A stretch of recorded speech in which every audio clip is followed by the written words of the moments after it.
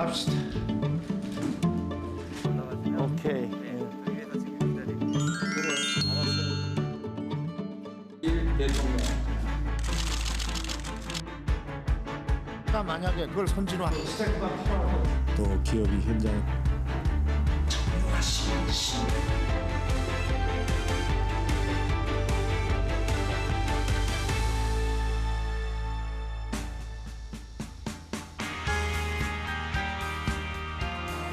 드라이브송으로 네. 국가대표 OST 선곡해 주셨습니다. 네. 올림픽 인상 깊게 보셨나요? 아, 물론. 뭐 이번 우리 특히 올림픽은 뭐 선수들이 너무나 제가 볼 때는 정말 이 자신들이 갖고 있던 어떤 능력을 훨씬 뛰어넘는 그런 투혼을 발휘를 많이 해준 거 아닌가 싶어요. 남산에 좀 추억이 있으신가요? 남산은 뭐 추억이 많죠. 여긴 뭐 예전부터 원래 충정로에서 이제 초등학교를 다녔고 그래서 항상 제 어렸을 때 놀이터가 서대문부터 시청 앞부터 요 서소문 뭐 여기가 다 어렸을 때 추억이 있던 곳이고 그때도 남산은 항상 많이 올라왔던 것이고요. 제가 이제 국립극장 같은 경우에는 뭐 공연도 많이 했고 내가 하기도 했고 또 보러도 많이 오고 이 남산 일대를 공연 예술 센터로 좀 탈바꿈하려는 계획을 갖고 있어요. 그래서 의미가 훨씬 더 깊죠. 요즘은 여기 자전거 타고 늘 올라가요. 근데 내가 오늘도 차 타고 뭘 간다고 그래서 자전거로 인터뷰를 하자 내가 그랬거든.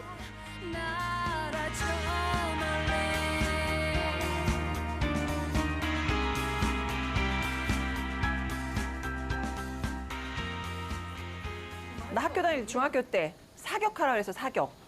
체육 선생님이. 그리고 중학교 때 사격반이 생겼거든요. 그래갖고 근데 보니까 그때 당시에 키 큰 애들은 다 선생님한테 한 번씩 불려갔더라고. 아 근데 이번 올림픽에서 또 느낀 게 우리 선수들이 즐기는 모습이 너무 좋더라고요. 우리 선수들이 너무 잘 풀어주지 않았나 그런 생각이 드는데 오늘 그 얘기 좀 나눠보도록 하죠. 네. 아유, 어서 오세요. 네, 안녕하세요. 아유, 악수 한번. 처음 뵙겠습니다. 불러주셔서 감사합니다. 저희가 너무 감사합니다. 너무 좋은 나와주셔서. 데네요, 여기. 굉장히 전경이라 이렇게 좋죠. 네. 두 번째 장관이세요? 어떻게 하다 보니까 네, 사실은 그러니까 15년 전에 네네. 제가 3년을 했거든요, 그 네, 당시에. 네, 근데 네. 모르겠어요. 이제 뭐 이번에 또 이런 역할을 맡은 건데 네. 자연스럽게 역할로 얘기를 하네요, 제가. 네. 근데 훨씬 더 그 전에 비해서는 그 책임감도 더 느껴지고 그럴 것 같아요. 되게 하여간 무겁습니다. 네. 이제 우리 스포츠를 얘기 안 할 수가 없어요. 그렇죠. 사실 그 파리 분위기는 어땠나요? 저는 이제 네. 올림픽 딱 시합하는 기간에는 못 갔고요. 네네. 저희 그 장미란 차관이 네네네. 계시기 때문에 네네. 레전드잖아요. 네네. 그분도. 네. 그래서 우리 본 올림픽은 우리 장미란 차관이 가셔서 선수들하고 직접 응원도 하는 게 좋겠다고 생각했고 그래서 저는 그 문화올림픽 개막할 때 파리에 가서 그때 뭘 했냐면요. 우리 1밀리언이라고 들어보셨어요? 1밀리언이요? 네. 스트리트 댄스 하는. 네네네네네네. 그 그룹하고 네. 그 파리에서 활동하는 프랑스 그룹이 함께 배틀도 하고 함께 공연도 하는 네. 그런 분야로 네. 파리 올림픽의 그 문화 개막을 했거든요. 네. 프랑스의 젊은이들이 그 천 몇백석 공연장을 꽉 채웠는데 이분들이 우리 그 K-팝 아이돌들의 노래를 따라 부르고 네. 또 그거에 맞춰서 만든 안무잖아요. 네네. 그 안무를 다 알고 있는 거예요. 그래서 그 열기가 예. 대단했어요. 아무튼 근데 선수들 경기를 직관은 그럼 못하셨지만 그래도 정말 너무 좋은 성적들을 거두고 그럼요. 돌아왔잖아요. 네. 그 원동력이 어디에 있을까요? 아마 그것도 예. 선수들이 네. 제가 볼 때는 아마 직전에 도쿄올림픽에서 성적이 별로 안 좋았어요. 네네네네. 아마 그런 영향도 좀 있었을 거고 또 나름대로 또 그 관계자분들이 계속 올해 성적이 안 좋을 거다.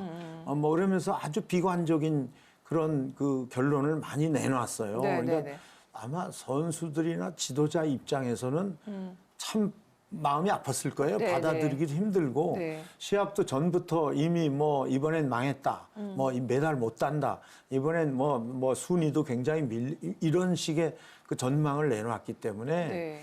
그러니까 하여간 근데 저는 개인적으로는 그냥 선수들의 왜냐하면 저도 이제 그런 생활을 해본 사람이잖아요. 네, 네, 그러니까 네. 눈에 보이지 않는 욕망이 있어요. 가슴에 부글부글 끓고 있는 이게 화산처럼 터질 거다. 저는 그런 생각을 했어요. 네. 그래서 그런 걸 보고 저는 이제 가능이 있다. 뭐 이런 생각을 하게 된 거죠.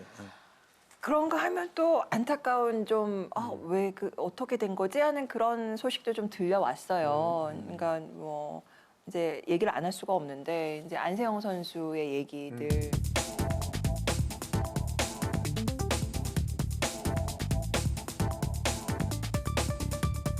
그냥 모든 순간들이 너무 힘들었었어요. 이게 왜 근본적인 원인은 어디에 있었을까요? 이제 말하자면 네. 저는 이제 우리가 왜 아날로그에서 디지털로 다 넘어왔잖아요. 지금 네, 네. 모든 환경이. 그러니까 예전에 비해서는 굉장히 달라진 거잖아요. 지금은 뭐 자기 집 어디고 뭐 어디서건 핸드폰 하나로도 전 세계 돌아가는 모든 정보를 다 가질 수 있는데 이제 이미 젊은 선수들은 또는 아니면 우리 이 나라를 끌고 갈 수 있는 그런 젊은 세대들은 이미 그런 거에 익숙해져 있단 말이에요. 네네. 근데 이제 이미 기득권 이 어른들이 아직 그 변화를 감지를 못하고 있는 거 아닌가. 그러니까 이런 제도적인 거나 또는 그 끌고 가는 이런 거는 그대로 유지하고 있는 거죠. 그냥 나를 따라라. 우리 네. 말을 들어라. 네, 네, 안 네. 들으면 국물도 없다. 뭐 네. 이 스타일이 계속 유지된다는 거는 지금 아마 특히 이 체육 쪽의 젊은 선수들이 받아들이긴 굉장히 힘들지 않았을까.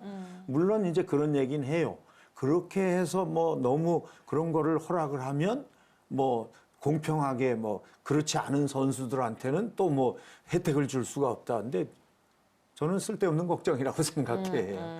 왜냐하면 물론 어느 계층이든 경쟁이 없을 수는 없어요. 네네. 끊임없이 경쟁을 통해서 성장하는 거고 또 그 경쟁에서 이기면 그만큼 대우를 받는 거고 경쟁에서 실패하고 졌더라도 이 실패하고 진 선수가 끊임없이 도전할 수 있는 기회를 주면 되는 거거든요. 지금이 이번 올림픽이 굉장히 특히 우리 체육 정책을 개혁하고 이제 앞으로 다가올 어떤 새로운 시대에 대한 그런 여러 가지의 면으로 봤을 때 지금이 가장 적기고 지금 또 국민들의 그 여론이나 원하는 게 굉장히 많잖아요. 지금. 네, 네, 네. 그래서 이번에 대대적으로 그런 어떤 새로운 정책, 새로운 방법 이런 것들을 제시해야 되겠다 이렇게 생각하고 있어요.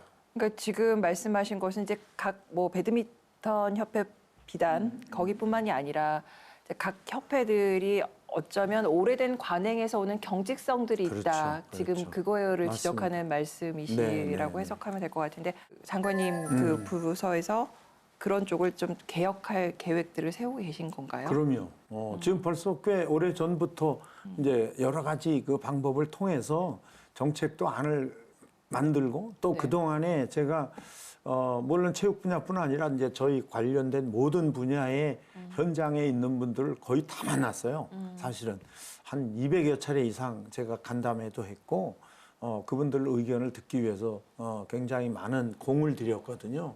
관이 개입한다. 뭐 이런 얘기도 그렇죠, 비난도 나올 그렇죠. 수 있는 부분이고 네. 또 어떻게 보면 약간 내부적으로 반발도 있을 수 있을 것 같거든요. 아무래도 뭐 특히나 뭔가를 바꾼다 그러면 다 싫어하잖아요. 네, 네.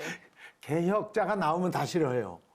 특히 기득권을 갖고 있는 사람들은 자기의 어떤 자리에 대한 그런 아쉬움이나 또 내는 지금까지 관행처럼 내가 큰 소리 치고 살았는데 뭔가 바뀌면 불안해지잖아요. 네, 그래서 네. 항상 뭐 반대하는 그런 급부가 있는데 네. 저는 그래도 그런 과정을 이렇게 잘 극복을 해야 우리 체육이 좋아질 수밖에 없죠. 아무튼 지금 이제 장관님이 개혁에 대한 의지가 저희가 저 좀 느껴지는데 네. 이제 그것을 이제 외부에서 바라보는 시선이 이제 우려도 좀 있고 그게 왜 그러냐면 요번에 선수단 들어올 때 공항에서 들어올 때 해단식 갑자기 취소가 됐잖아요. 그래서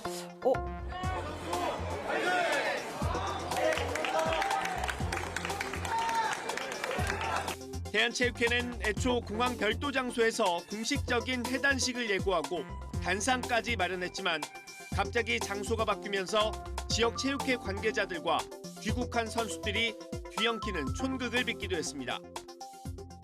문체부랑 저 대한체육회랑 뭐 문제 있는 거 아니야? 이렇게 우려 섞인 시선들이 분명히 있었거든요. 사실은 이제 그런 일 자체는 다 체육회가 하는 거예요. 네. 저는 그냥 축하해 주러 간 거지 뭐 이런 큰 시합이 끝나고 이 선수단이 항상 들어올 때는 제가 예전 15년 전에 장관을 할 때도 네. 안 나간 적이 없어요. 네, 네. 근데 이제 공항이 가보니까 워낙에 사람이 많이 나와 있어요. 네네. 그러니까 가족들도 많이 오고 팬들도 많이 그렇죠. 오고 뭐 취재진도 많고. 취재진도 많고 그러니까 사람이 너무 많으니까 그 공항 그 측에서 여기서 이렇게 섞여서 막 이러면 안 될 것 같다고 자기네들이 아마 한쪽에다가 네. 그 이제 식장을 만들어 놓은 거죠. 네, 말하자면 네. 오히려 이제 우리를 위해서 만들어 놓은 건데 네.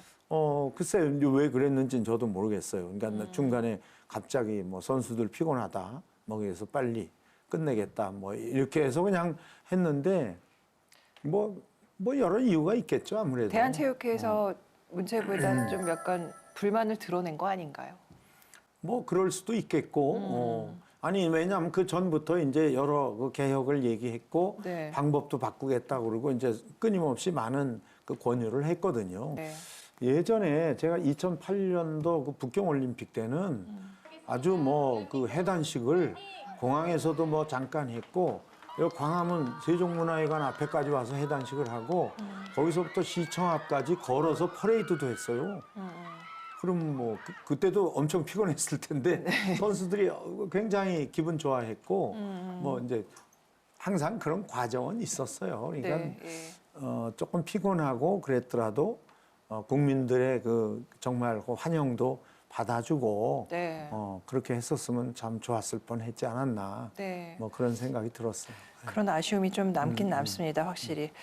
그 또 하나 이제 그 국민적 관심사가 물론 이제 이번 올림픽에 출전은 못했지만 그 대한축구협회 감독 선임 문제 말씀입니다. 이건 사실 진짜 전 국민의 또 관심사 아닙니까? 근데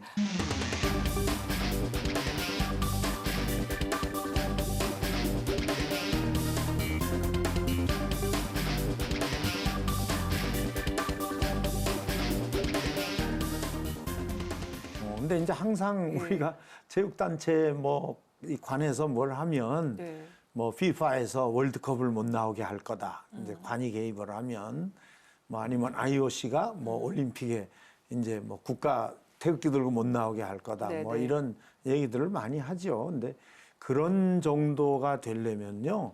정말 완전히 뭐 국가가 나서서 뭐 축구협회를 국가가 한다든지 뭐 이렇게 되기 전에는 그런 일은 없어요. 그리고 요즘엔 또 비밀이 없잖아요. 아니, 제가 볼 때는 그 팬들이 더 잘 알고 아유, 있어요. 그럼요. 네. 네. 그래서 할 것도 없어요, 사실. 거기서 다 지적하고 있기 때문에.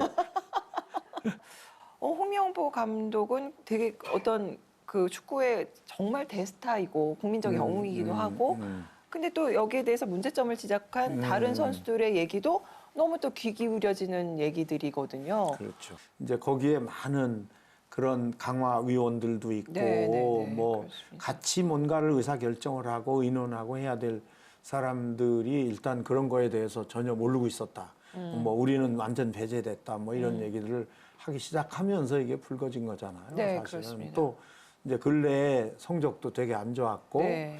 거기가 뭐 몇 가지 문제가 있었더라고요. 그 전에 클린스만 감독 그러니까요. 선임과 또 해임하면서의 그 과정도 네. 그렇고 또 그 전에 왜 그 승부 조작으로 네, 네. 뭔가 징계에 있던 것들을 또 갑자기 사면하면서 조금 국민들이 좀 그 문제에 대해서 굉장히 의문을 많이 제기했었거든요. 그러니까 사실 지금 축구 팬들이 자꾸 문제 제기를 하는 부분들은 단순히 이 감독 선임 문제 하나만으로 얘기하는 건 아닐 거예요. 지금 이미 그동안에 계속 쌓여온 게 있는 거예요. 이제 대한체육회 같은 경우도 예전에 그 좀 여러 가지 문제가 있었기 때문에 체육회장이나 그 종목 단체장이나 시도 체육회장이나 이런 분들이 2번 이상 연임하지 못하도록 본인들이 결정해서 그 나름대로의 그 정관이나 내규를 바꿔놓은 거예요. 근데 그걸 이번에 갑자기 올림픽 전에 그 이사회를 열어서 2번 하는 걸 없애겠다. 이제 뭐 3번을 하든 4번을 하든 뭐 그렇게 그걸 또 법을 바꿨잖아요. 그러니까 밖에서 보는 사람 입장으로는 그런 거를 받아들일 수가 없는 거죠. 이런 여러 과정들이 다 쌓여서 사실은 자꾸 문제 제기가 되는 거죠. 그러니까 말하자면 선수가 지도자를 위해서 존재하는 거예요. 실제로는. 왜냐하면 뒷바라지 하는 사람들이잖아요. 뭐 축구협회도 마찬가지인 거죠. 저희 문체부 같은 경우도 그들을 위해서 존재하는 거지. 무슨 그 위에 군림하는 부처가 아니란 말이에요. 그러니까 국민들한테 서비스하는 부처잖아요. 그래서 이제 말씀 나온 김에 이거를 또 얘기 안 할 수는 없을 것 같아요. 이게 뭘 또 이렇게 자꾸 오늘 이렇게 뭘 복잡한 것만 물어보시는 것 같아요. 아니 병역 특례 그거요. 물론 그분들의 역할도 크지만 또 형평성의 문제상 또 지금 어쨌거나 코리아라는 이름을 드높이고 있는 많은 그 예술인들한테도 같은 그런 혜택을 적용해야 되는 게 아닌가 이런 지적들 계속 나오고 있거든요. 그러니까 어떤 면에서는 물론 국위선양을 한 사람들한테 특례를 주는 게 옳다라고 얘기하는 분들도 있지만 제가 볼 때는 대다수의 젊은 남성들은 형평에 맞지 않는다. 똑같이 해야 되는 거 아닌가 이런 의견이 많으신 것 같더라고요. 이제는 뭔가 좀 여러 가지의 방법으로 그것을 검토할 때는 된 것 같아요. 왜냐하면 요구가 많기 때문에. 그래서 이 국방부나 그 병무청에서 이미 올 초부터 계속 그 문제를 한번 연구를 해보겠다. 다시. 네. 그리고 상당히 뭐 특례를 없애는 게 좋다. 뭐 이런 의견도 많이 냈거든요. 그동안에. 근데 네. 아직까지는 저희하고 이렇게 공식적으로 논의를 한 적은 없어요. 제 입장에서는 아마 완전히 없앨 수는 없다고 생각을 하고요. 방법론적으로 이제 방법을 바꿀 때는 됐어요. 어느 것 한 대회 하나로 딱 하지 말고 계속 이게 쌓여서 뭐 점수제로 뭐 해서 좀 했으면 좋겠다 이런 의견도 있고 그래서 나름대로 굉장히 좋은 방법들이 또 있겠더라고요. 병역 특례 혜택을 솔직히 그렇게 딱 1등한테만 주는 것보다 지금은 또 18개월이니까 사실은 뭐 길지도 않아요. 그래서 그런 경력 단절되지 않도록 하는 여러 가지 방법을 더 연구해 볼 필요도 있겠다. 사실 이건 좀 연구가 필요한 것 같습니다. 그렇죠. 많은 사람들의 의견들이 많이 모여서 정말 최적의 그런 합의점이 좀 도달해야 되는 부분인 것 같기는 하거든요. 근데 이게 불을 더 지핀 거는 BTS가 네. 입대를 했기 때문에 더 확 논의가 커진 그렇죠. 겁니다. 아마 어쩌면 그 BTS가 그동안의 그 과정에서 이루어낸 결과는 거의 올림픽에 금메달을 여러 개 딴 거나 똑같은 거예요. 뭐 아직 공식적인 논의를 안 했기 때문에 네. 이제 병무청과 잘 논의를 해서 나름대로 또 그 경력 단절되지 않도록 그런 거를 좀 잘 만들고 또 병역 특례는 특례대로 네. 정말 국위선양을 한 사람들한테는 그 정도 혜택도 안 주면 안 되죠. 그러니까 뭐 그런 건 저희 부처 입장에서는 어쨌든 우리 선수들이나 예술가들을 보호해야 되는 입장이기 때문에 그러니까, 네. 그 정도의 성과가 있는 사람들한테 가능하면 혜택을 받을 수 있도록 이제 제안을 할 겁니다.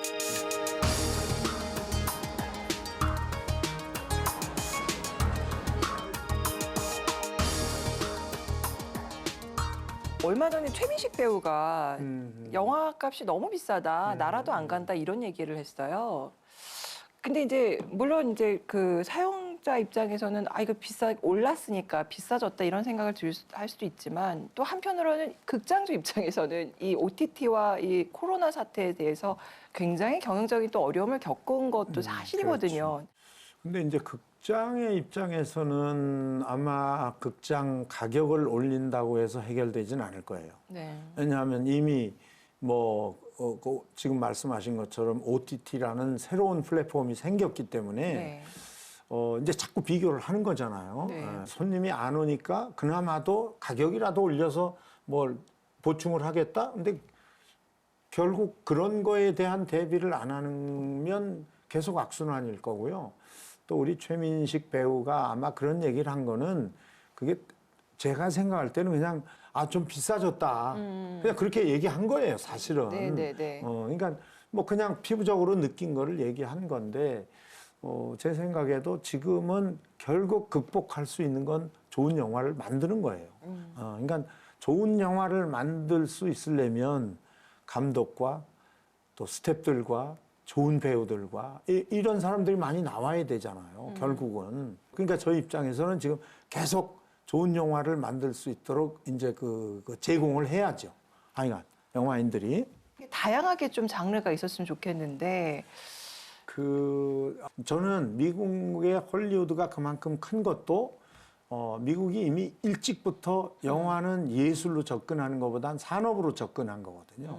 맞아, 국가가 투자도 하고 펀드도 들어가고 뭐 금융권에 대출도 하고 뭔가 세금도 깎아주고 뭐 헐리우드라는 그 척박한 땅에 금거 갖고 거기에 얼마나 많은 혜택을 주고 모았겠어요? 네. 그 옛날에 네. 그게 산업의 의미로 갔기 때문에 그렇거든요. 우리도 이제 그 반열에 들어가긴 했지만 사실 산업으로서의 시각을 좀 더 넓혀야 되겠다. 이런 생각도 들고요. 저는 OTT다, 극장이다 이미 뭐 그건 우리한테 주어진 환경이기 때문에 제 입장에서는 지속적으로 하여간 좋은 영화를 만들 수 있도록 그렇게 분위기를 만들어 가야 된다. 저는 그리고 뭐 그런 여러 가지 때문에 지난번에 영화 부담금을 지금 없앴단 말이에요. 그러니까 조금 아쉬움은 있어요. 근데 이제 그건 또 이 법 개정이 필요한 거라 아직 국회에서 법은 안 됐어요. 이제 또 지난번에 그 부담금을 없애면서 저희들이 극장한테도 자, 정부가 이만큼 돈을 뺐으니 당신네들도 조금 내려라. 뭐 이런 제안도 했어요. 근데 결국은 다 민간 기업인데 정부가 제안을 하는 거지. 뭐 그러니까 그쪽도 힘들다고 계속 이제 못 하고 있는 거죠, 사실은. 근데 이건 결국 시장 논리에 의해서 결정되는 거라 아마 뭐 이렇게 크게 관여를 안 해도 결국은 살기 위해서 뭔가 스스로들 이제 길을 찾을 거다. 저는 또 그런 기대도 하고 있어요.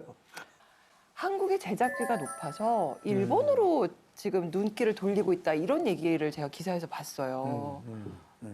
이번에 오징어 게임 2를 1,000억 들여서 제작을 했다고 소문은 그렇게 들리더라고요.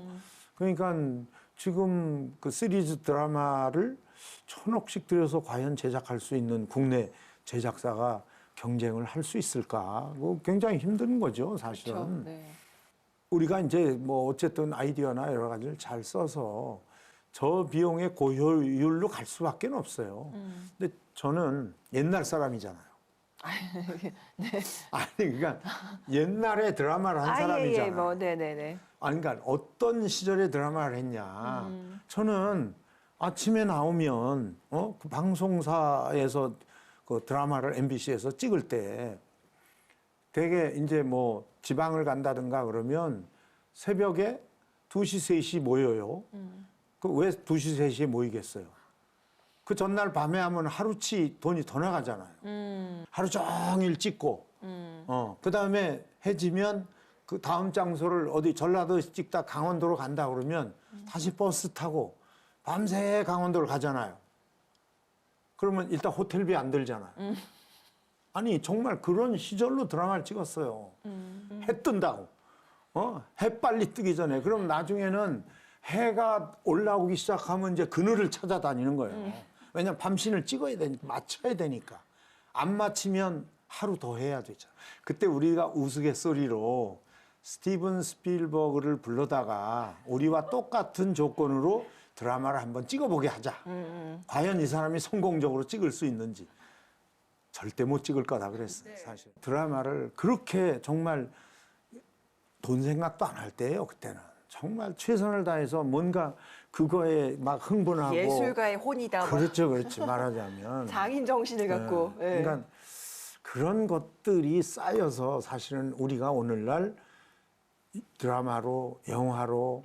그러니까 이게 하루아침에 뭐 훌륭한 사람이 나오는 게 아니에요. 네. 그러니까 옛날 같으면 네. 꿈도 못 꿀 정도의 제작 환경은 좋아졌는데 결국 다 돈이잖아요. 그렇죠. 그게 말하자면. 네, 네. 그러니까 이제 그런 것들을 다시 되돌릴 수는 없어요. 그렇지만 지금에 빠진 건 그런 정신은 좀 빠진 거예요. 옛날보다. 제가 연극할 때 누가 어디서 돈 주는 데가 없었어. 그럼 집에 있는 부직갱이도 갖고 나와서 소품 쓰고 어디서 정말 그런 헌옷이라도 주워다가 다시 꼬매고 지금은 지원해서 떨어지면 올해는 못해요. 이렇게 되면 어려운 환경이 된 거죠. 근데 사실은 정부 지원이라는 건 마중물이에요. 그러니까 정말 일을 계속 할 수 있도록 그 동기를 주는 지원이지 거기서 먹여 살리기는 힘들어요. 그렇죠, 그렇죠. 예. 예. 우린 숨골 근처야. 살짝만 잘. 그러니 수냐원으로 찾아와서 왜 나를 떨게 하는가? 왜? 무슨 이유로?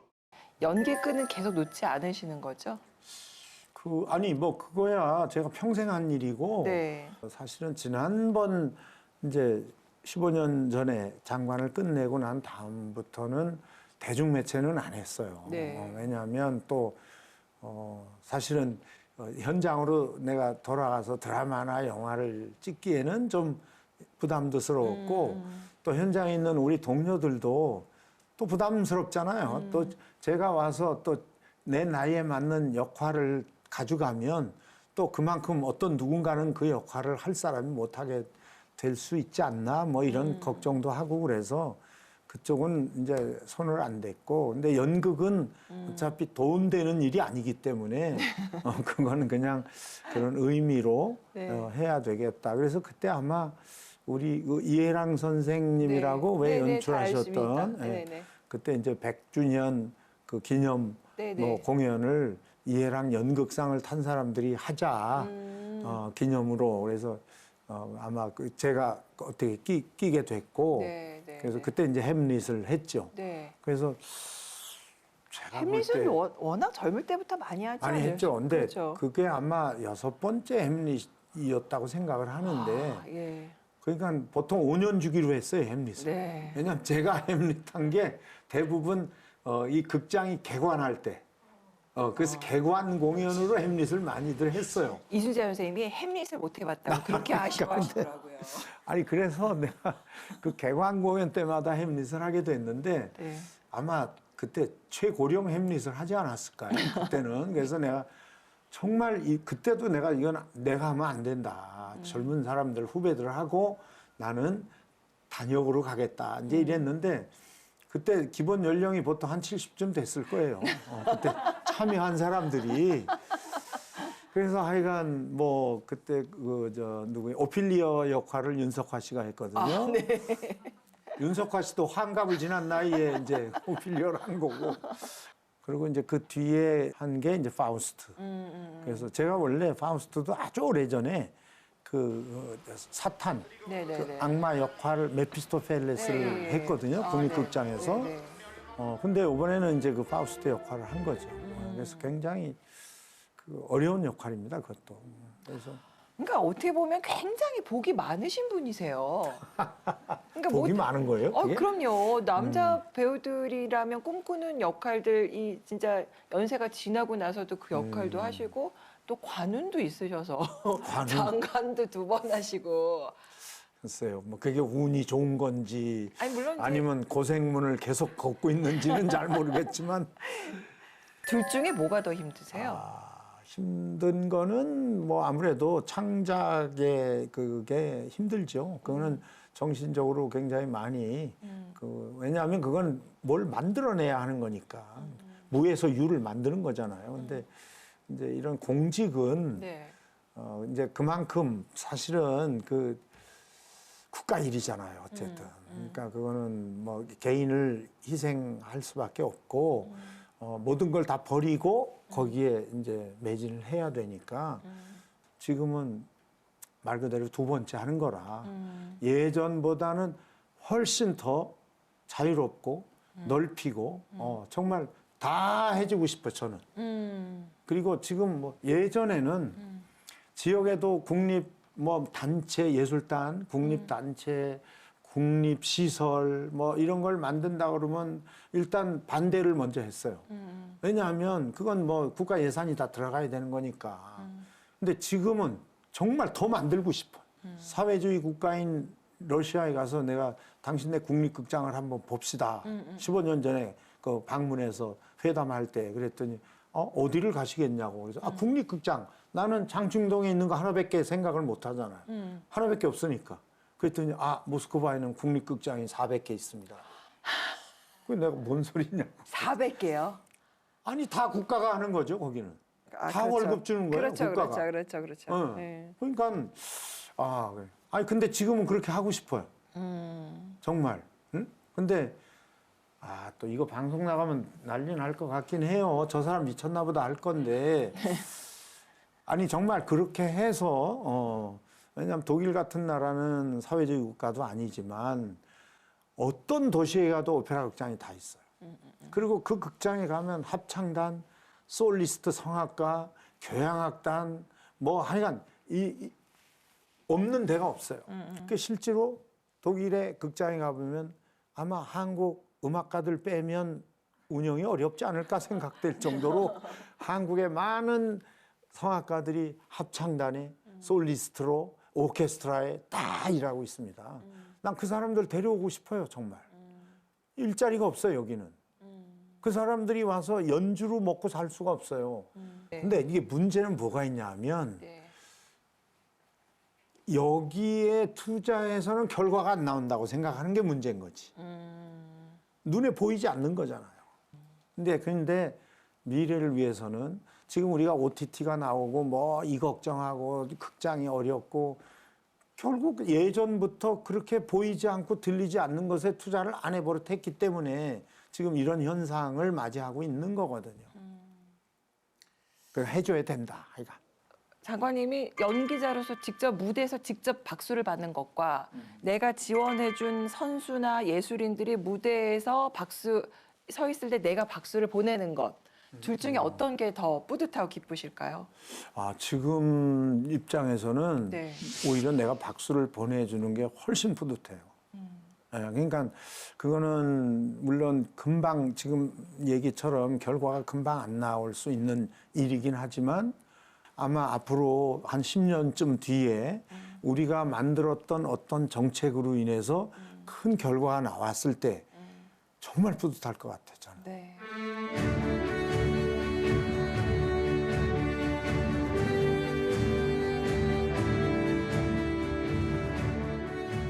장관님의 앞으로 이제 하시는 일 저희가 계속 응원을 하고요. 좋은 성과가 있었으면 좋겠고 지금 좀 약간 논란 중에 있는 문제도 잘 해결됐으면 하는 그런 바람입니다. 잘 될 거예요. 예, 네. 저희 뭐 믿어 의심치 않겠습니다. 알겠습니다. 오늘 나와주셔서 너무 감사합니다. 감사합니다. 고맙습니다. 고맙습니다.